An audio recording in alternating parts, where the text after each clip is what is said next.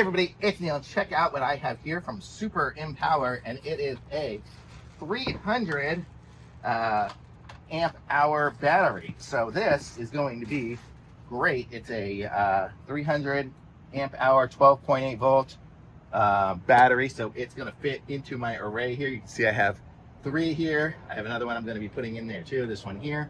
So this is actually, between this one here is 300. Each of those little ones there are 150.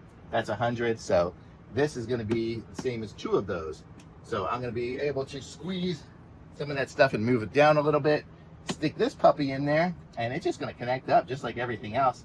You can see I can just put these in here. I don't know if it comes with the screws or not, but basically you just screw in, although those are tight, just screw in these where those go, and it'll be live then. So that's really all I have to do. And then my system is all computerized and stuff like that, so I have to reconfigure it and say, instead of having 450 amp hours, I'm going to have 900 at the end of this. So that's going to be sweet. So that's going to give me several days on the road, being able to be totally free of the connections and stuff like that. So I'm going to connect that all up, and I'll probably do another video when I have it all connected up and show you guys 900 amp hours going on there. So that'll be sweet.